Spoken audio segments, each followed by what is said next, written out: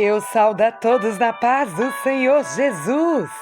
O texto bíblico para a mensagem de hoje está no livro de Oséias, capítulo 11, do verso 1 ao 4, aonde fala: Quando Israel era menino, eu o amei, e do Egito chamei o meu filho.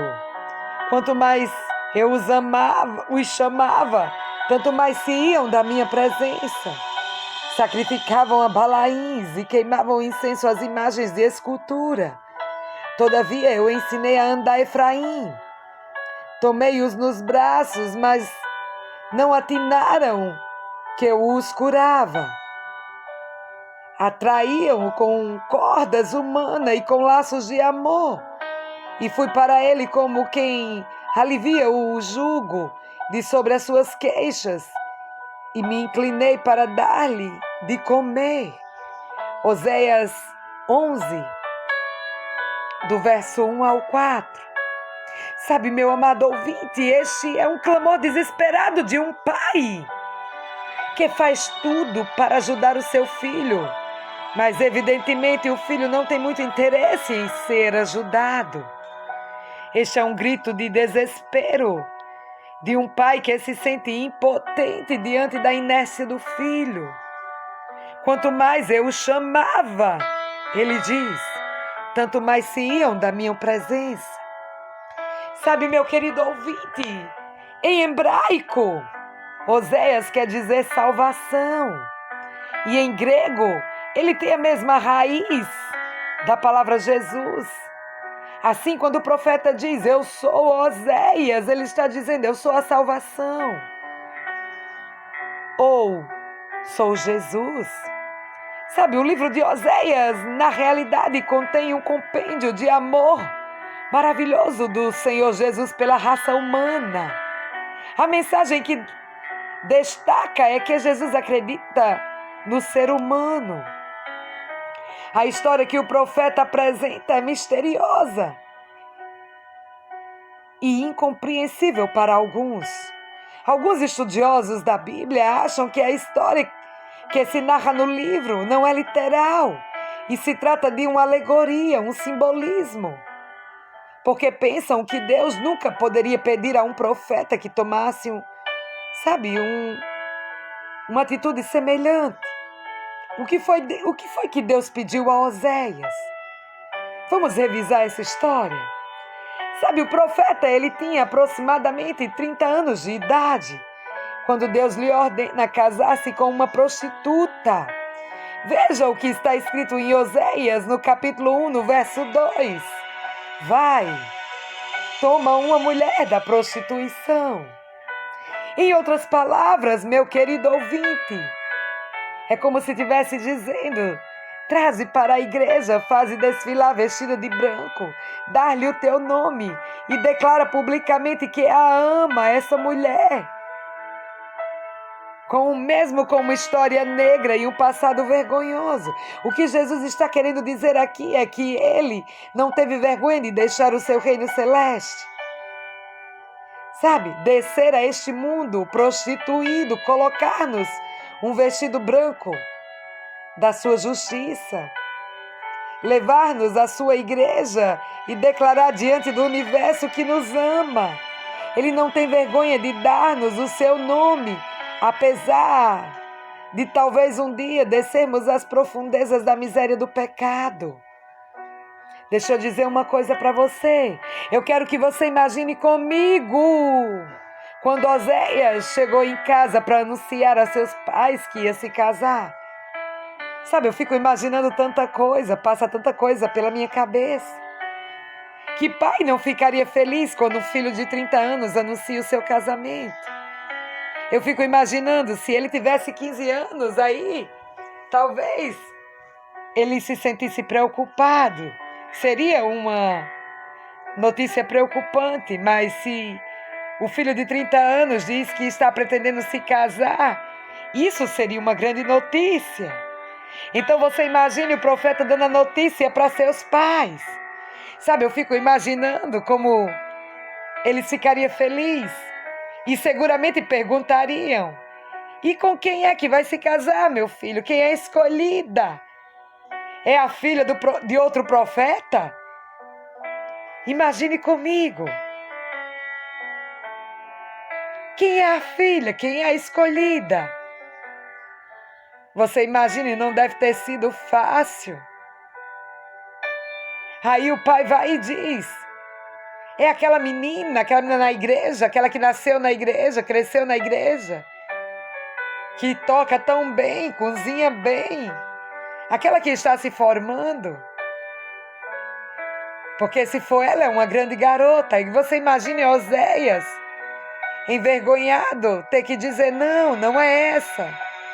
Aí talvez o pai questionando, perguntando: e quem é, filho? Fala! Quem é a mulher? Quem é a garota? Quando de repente Oséias levanta os olhos e diz: pai, a minha noiva é uma garota que trabalha no prostíbulo, que vende o seu corpo lá. Você imagina a surpresa familiar, meu querido ouvinte. Você imagina os pais olhando para Oséias e talvez pensando: filho, você ficou louco, como pode? Você sabia, meu querido ouvinte, que quando Jesus anunciou aos anjos e ao universo que viria a este mundo para se fazer homem e alcançar o ser humano,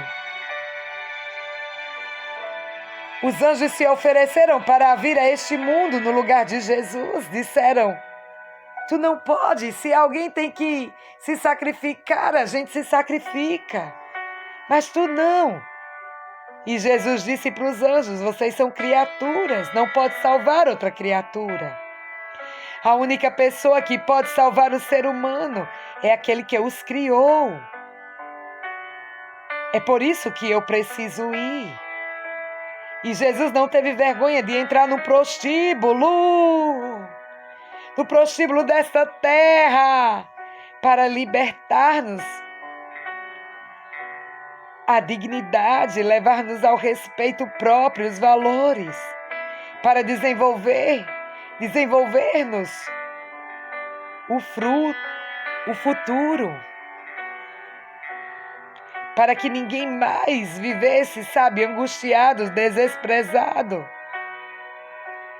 desesperado, para que as famílias não vivessem mais se mordendo umas às outras, para que pais e filhos vivessem em paz, para que maridos e mulheres vivessem em paz, para que chegassem à noite e pudessem dormir sem complexo de culpa, para que pudéssemos olhar o futuro sem medo.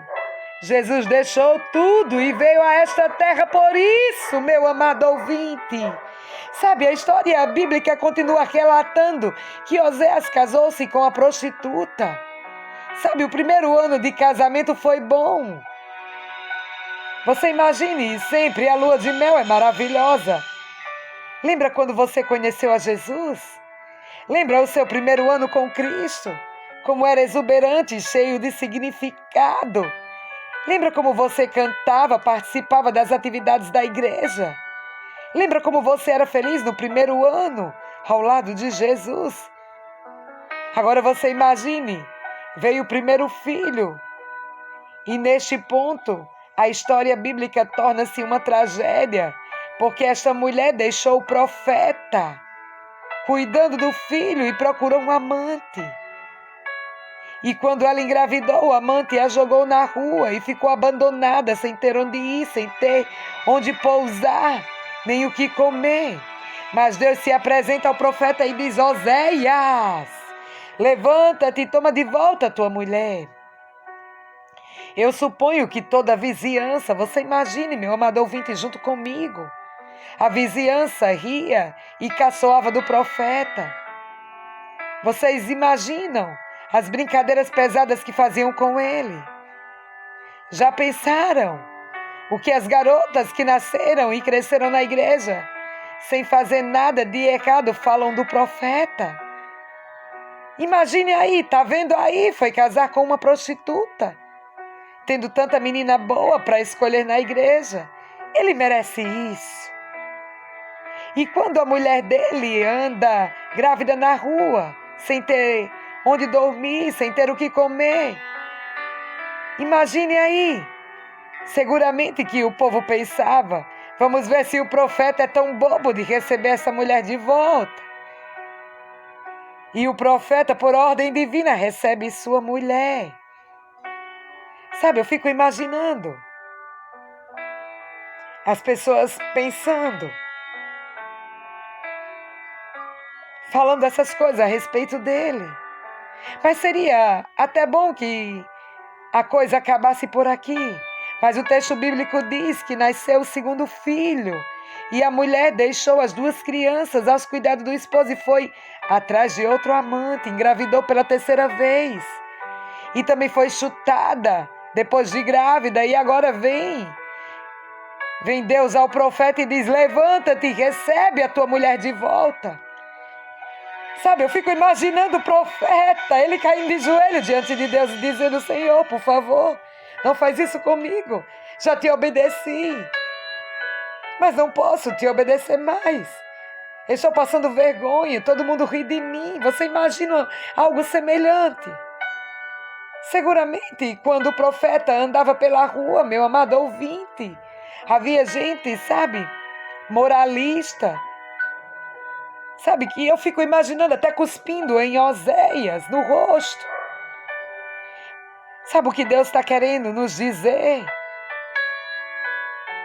É que para nos salvar, alguém teve que ser cuspido no rosto, alguém teve que ser esbofeteado, alguém teve que ser caçoado, xingado e finalmente pregado numa cruz.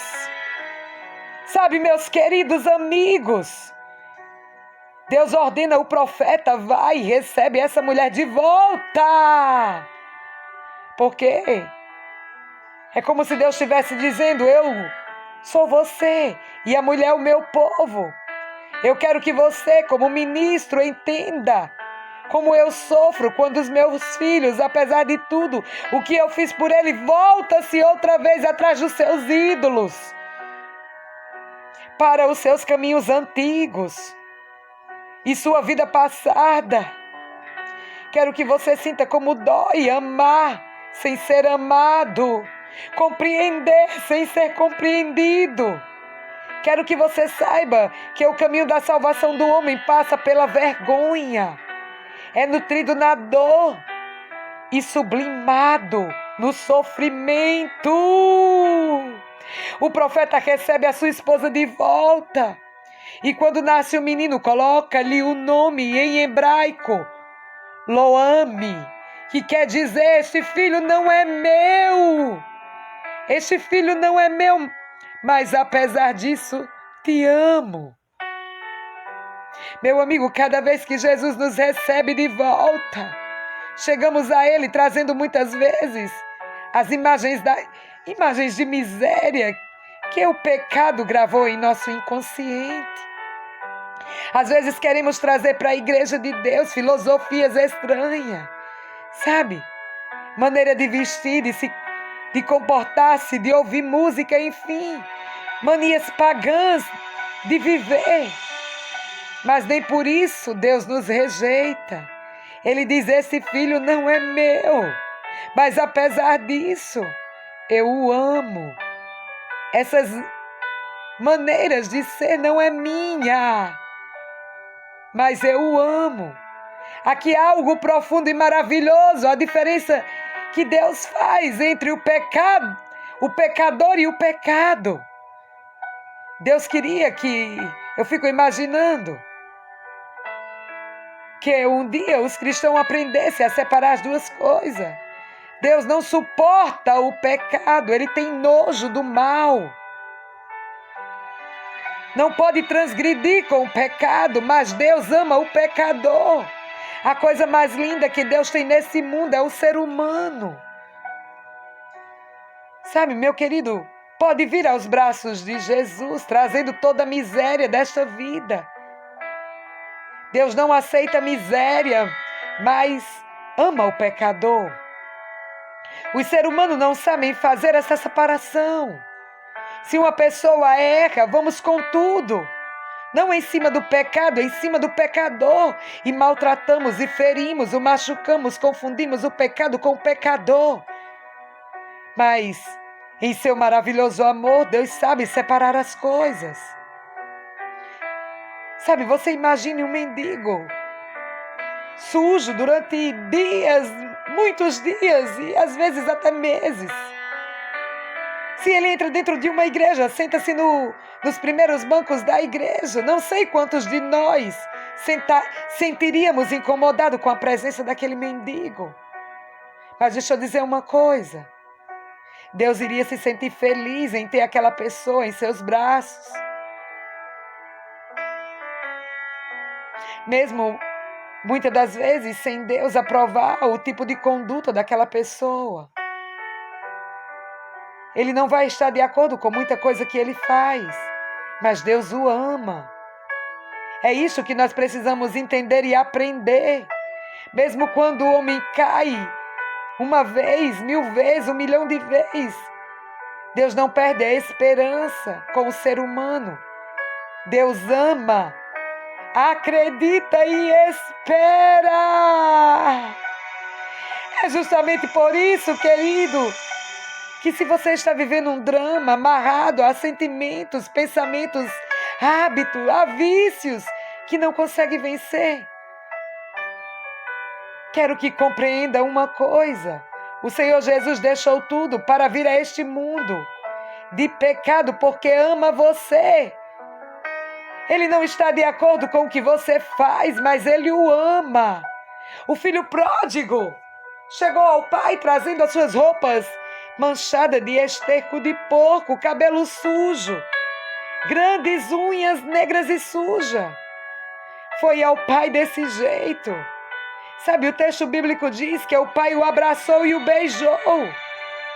É isso que me dá esperança, é isso que me dá a certeza da salvação. Sabe,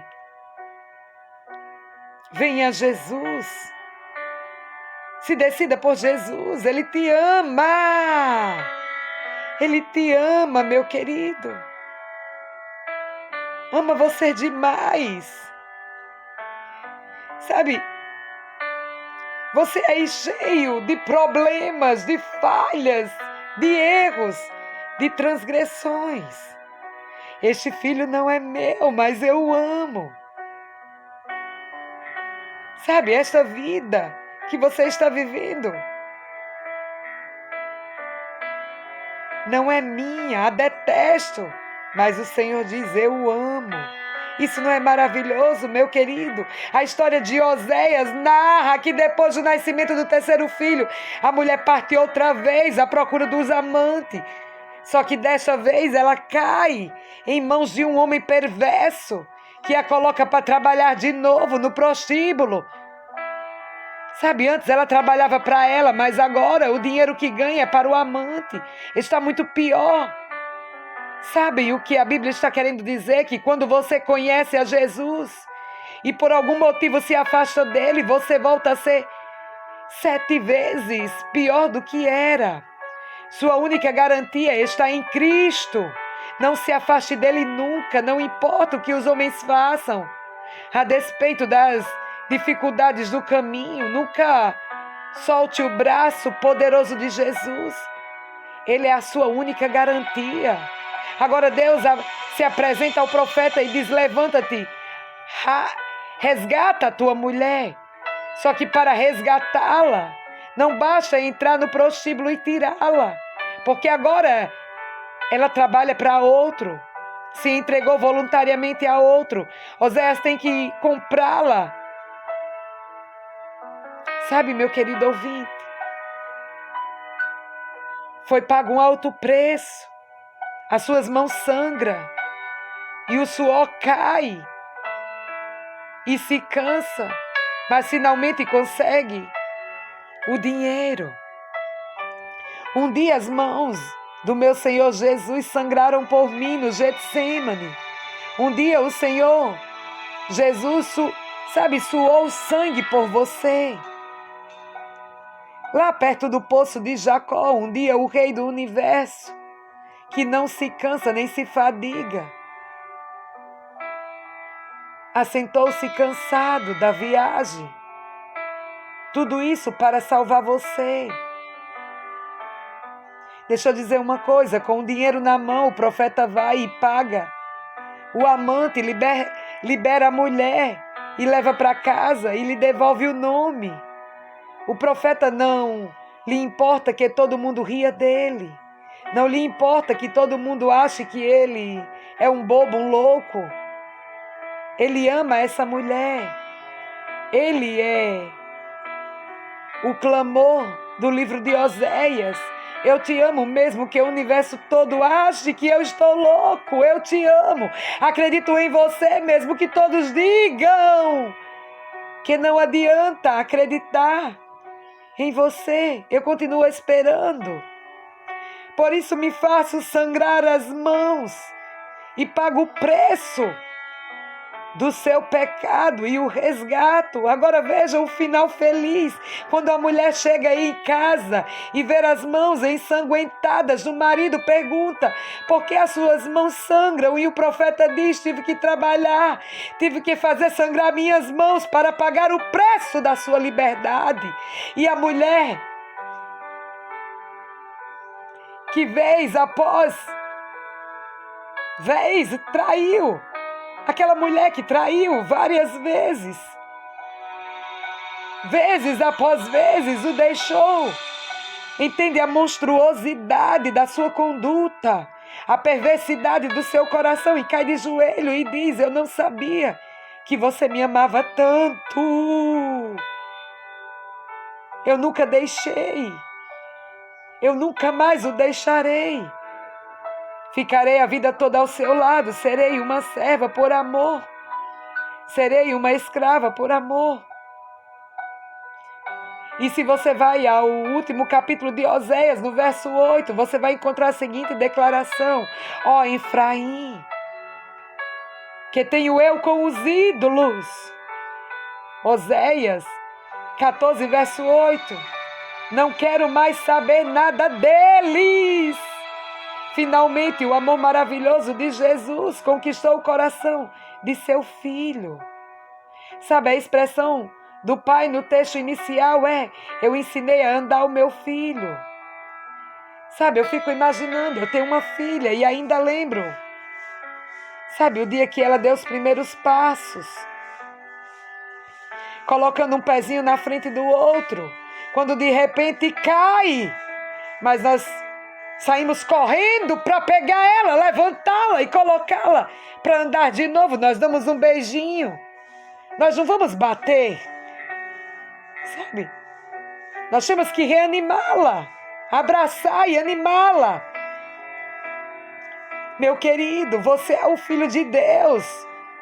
Deus é o seu pai. Você acha que alguém aprende a andar sem cair? Você acha que porque você caiu uma vez, Deus deixou de amar você? Ele te ama, meu querido. Agora me diz, se um pai humano pode amar um filho, creia, Deus, Ele te ama muito e muito mais. Você acha que porque chegou aos 30 anos de vida e ainda não conseguiu andar direito, o Senhor deixou de amá-lo? Não pense isso. Entregue sua vida a Jesus. Peça que Ele o ajude a chegar vitorioso até o fim. Jesus te ama e pagou um alto preço por minha vida e tua vida. Ele te chama. Se decida por Jesus. Ele te ama.